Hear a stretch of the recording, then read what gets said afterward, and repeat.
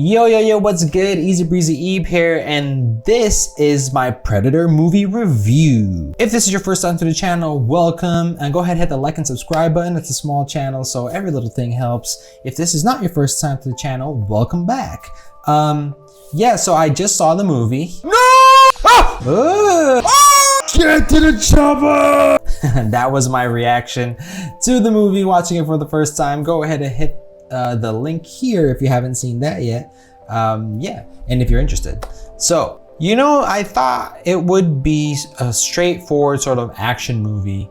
A group of guys going into the jungle with a mission, and somewhere along the line, a predator would start killing them one by one, and and then at the end, of course, the predator would be defeated, presumably by Arnold, whose name is Dutch in the movie, and that's really what happened in the movie. This movie, I think it's one of those movies that obviously, it's timeless in its own way.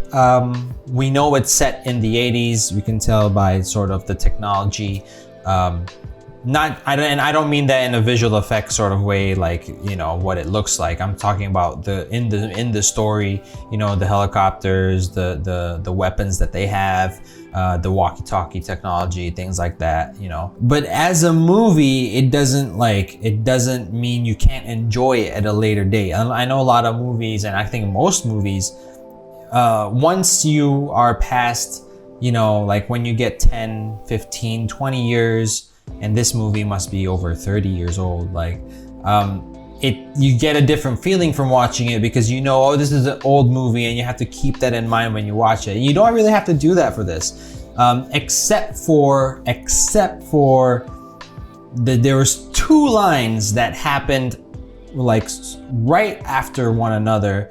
It was during the team, Arnold's crew, when they went into the guerrillas base camp or camp, with the hostages. And Arnold, he said, sticking around, like he stabbed some guy. He threw a machete at a dude, and the dude got stuck to the wall with the machete through him, and he said a joke about sticking around or something. And then right after that, he blasted down some doors and shot a bunch of people up, and and right before he did that, he was like, knock knock. So they're very sort of action movie, 80s action movie, one-liners sort of thing, and I think it's not just that they're trying to be funny there, because I think at that point, it's just the aesthetic. It's also like, oh, look at this is my hero, he's a tough guy, he's making jokes while he's murdering all these bad guys, right? So that's how tough he is. These guys are so tough and so strong. So they try to make that point in the beginning, and I think that's why those one-liners are there. I don't think they're there to make anybody really laugh out loud. And the reason why you need them to be so strong and seem so invincible at the beginning is so when they are faced with the predator and the predator starts mowing them down one by one, it makes the predator even more scary, because the predator is not just killing these regular Joes, regular soldiers, right? These are the best of the best, like Dillon, Carl Weathers said, we need the best of the best. In the narrative standpoint, I like that they added the twist of, it seems kind of cliche already, but I don't think it's played out by any means. They came in there, Arnold, he says, Dutch, he says, we're not assassins, we only do rescue missions. Yeah, and even though they're the best, but they only do the good missions, right? Oh, wow. Okay, anyway, it gives him a sort of moral compass, which is good. We need that in the movie. If not, we wouldn't identify with him. And Dillon eventually fesses up and says, look, those Green Berets, those are my dudes. And we're here not on some regular rescue mission. It was something to do with the ambassador or whatever was a CIA operative. And that was the hostage, and these guerrillas were working for the Soviets, something like that, something to do with CIA and Cold War shit. And Because of that, it made Dillon sort of like, oh, Dillon is not really here to rescue anybody. It was just some sort of thing, a political game or whatever. And then that made Arnold mad. And then eventually Dillon went by himself to save Mac, to allow Arnold to save some of the other people. So it sort of gave some character development to Dillon, because he's Carl Weathers, and Carl Weathers is a big name, and he needs his own sort of mini story on top of just Arnold working the Predator, obviously. So that was good. I like that about the movie, and I think that's one of the things that makes sort of action movies, that some action movies, they feel very hollow, right? You have your main story, and then you might even have a love story next to it. But it's very hollow. It's sort of an excuse to get the action going. But here we have some story, a good story. We have character development, especially on Carl Weathers' character. And Arnold, we see Arnold, it's not just like, oh, he goes one-on-one with this Predator. He almost dies many times, and he has to figure things out on the fly. The camouflage, right? He doesn't depend on his regular weapons. He starts to use the environment around him. He sort of regresses as a soldier into this very basic form of ultra human, this super strong, super fit human being, utilizing his environment to fight this super technologically sophisticated super being alien. Right? So it's like, it really is a polar opposite sort of thing. It's not like human technology versus alien technology. No, it's really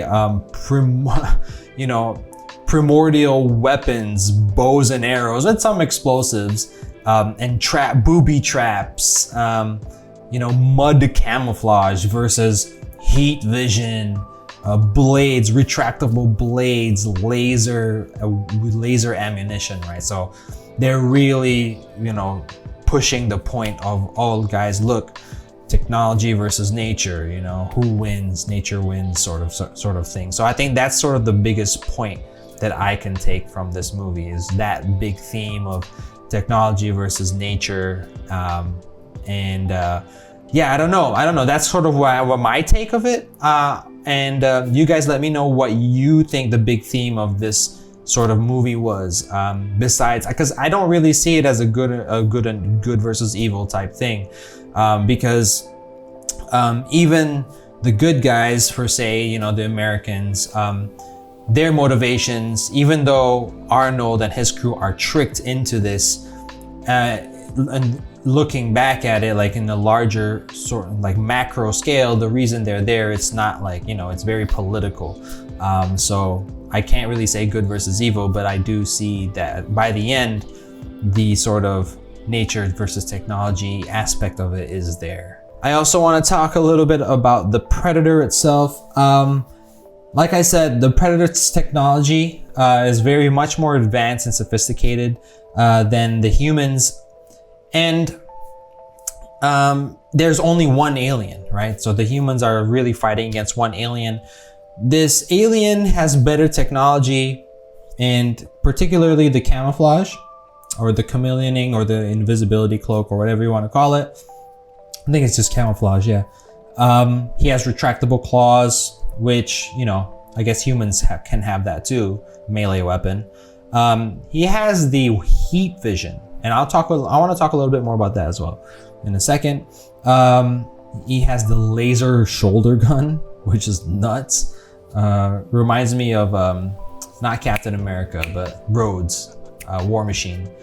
Oh, War Machine. And and he's got the armor. Okay, so I want to talk about the helmet and the voice recognition and the heat vision. Now, like watching this movie, and not just this movie, but I did see Predators. I think that movie came out like 10 years ago with Adrian Brody. I don't really remember. I saw it like once or twice, but I don't remember the alien there, if they have heat vision or not. But in this movie, he has heat vision, and the alien is also clever. And at first you're thinking, oh, he's using the heat vision to enhance his sight in order to, have this like supervision, not supervision, but this sort of enhanced vision. But then later on I realized, no, this is an alien being. This alien being, his natural hearing and natural vision would not have adapted to the best sort of calibrated wavelengths that animals and organisms on Earth would have their eyes adapted to, right? So for us, we see this wavelength between red and violet, right? And we see so many different hues and shades in between, and that's because animals evolved this way. So but the predator did not. So when the predator is not using the heat vision helmet, he sees only in shades of red. So it might have really, really good vision or normal vision back on its home planet, but when it gets to Earth, it's like that sort of range of vision it has, it doesn't really mean much on Earth to the alien. So it makes a lot of sense it's using that helmet. And also with the hearing, like I know it was recording the voices in the beginning, and I know he's using it. I'm surprised he didn't use it to lure anybody. Kinda, like he used it to scare Dillon. After Mac was dead, they used the Mac's voice, so like this kind of scare Dillon, but I don't think it used it to lure anybody. But that hearing as well, after he took the helmet off, Arnold's voice was like high pitched, like it wasn't like a natural voice, and it was like it was off a bit. So after it took off the helmet, it really put the predator at a disadvantage, actually. And I know these predators, it seems like they have some sort of code. They won't kill anything that's not trying to fight back. But when he saw that Arnold was not using any guns, he was only using his environment, right? It also took off all of its, most of its technology, its weapons. It went melee. It wanted to go melee with Arnold. And again, this goes back to, all right, with your technology, you might be better than humans, but if you're just going to go off predator, physically, no enhancements, predator versus the human body, right? The predator body versus the human body, who's better? And Arnold actually put up a really good fight. Arnold, I forgot what happened, but Arnold, he still kind of, he fell in that hole. He retreated back into the hole and used his booby trap to drop the log onto the alien. So again, even though the alien wanted to fight one-on-one, Arnold said, no, I'm gonna use my smarts to overcome this obstacle. As humans, right? Humans, at the end of the day, the reason we survive is because we're just smarter than others. So that's what we do. And that's how Arnold survived, really, with all of those muscles. He had to use his booby trap making ability to trick the alien or the predator, at the end. So that was interesting. I thought that was an interesting way to win, was not using brute force, but actually, using your mental wit, I guess. So the cast in this is Arnold. We all know Arnold. Arnold, the movie star, ever since Conan came out, killing all the movies until he got a bit old, right? Until the Expendables, I guess. Even now, he just came out in the recent Terminator, So Arnold, movie star, Mr. Olympia. Carl Weathers, of course, famous from Predator, famous from the Creed series. I love Rocky, not Creed, sorry. He's famous as Apollo Creed, but in the Rocky series, which I like those movies as well. I love them. They're really, really good. And he's also recently in Mandalorian, of course. So Jesse Ventura, of course, wrestler turned actor turned politician turned political commentator. And I saw Shane Black at the end, at the credits, and I checked, and because I know Shane Black, the writer, director, and I don't know why. I just thought, oh, you know, and it turns out it's him. That's crazy. I didn't know he acted. So that was funny. Yeah, I think Shane Black, he directed the recent, so when I checked, I knew there was a Predator movie that came out in 2018, but everybody hated it. But he directed it. So it's really funny. It comes full circle, right? He was in the original Predator and he directed a Predator movie. So, you know, yeah. And I don't really, Bill Duke, he's in a lot of movies, never the lead usually, but he's usually getting these sort of roles, right? Second, third roles in the movies. So he's been around. Strong cast, I thought, and as an action movie is really great. The director here, John McTiernan, I saw that, I was like, I don't know this director. I've never heard of him. Then I looked him up after the movie, and not only did he make this movie, he directed Die Hard, The Hunt for Red October, which if you haven't seen Hunt for Red October, man, you're missing out. He directed Thomas Crown Affair remake, which is also a good movie. So he's made good movies. Like, I mean, I saw there were a couple not so great ones, but I haven't seen those ones, so I don't know. But I have seen Die Hard, I have seen Thomas Crown Affair, and I have seen The Hunt for Red October, and you know, those are amazing movies. So yeah, this guy is not a no-name. I was just born a little bit later than his time, I'd say. But not that I haven't seen his movies. His movies are really good. Another good movie here. I'm not sure if he made anything before this movie or if this was his directorial debut. I don't know. This would have been I don't think it's his debut. This would be a crazy debut if this was his directorial debut. But I like his direction. For an action movie, it's not over the top. It's straightforward and it works. You know, you don't need to do too much. Like, a lot of these auteur filmmakers, you know, they make good movies, don't get me wrong, but it's like sometimes they try to do too much and it's too obvious that it's like their movie. They have to put their stamp on it.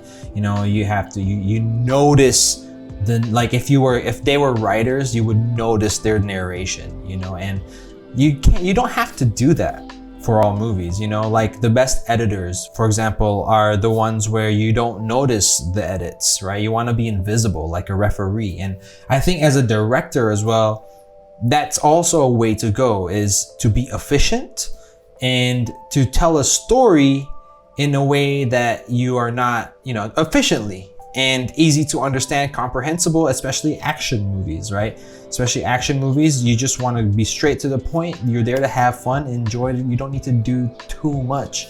So I think if you're looking at it that way, this guy is an amazing director, obviously. And it shows, and he's given other big projects as well after this. And yeah, that's, I think, the best praise I can give John McTiernan. Really great. So yeah, that's my recap of the movie. If you made it this far, thanks for watching. What did you think about the movie when you first saw it? Is there anything I missed? I'm sure there's a lot of things I missed, or, you know, a lot of things that, a lot of takes on the movie that I didn't think about yet, especially because I've only seen it once. So you guys let me know, and let me know in the comments below any fun facts, anything that would be great to share about the movie and the actors or the director. And I will, you know me, I read all the comments. So yeah, thanks for watching again. Go ahead and hit the like and subscribe if you like this video. And remember, until the next video, Eazy does it.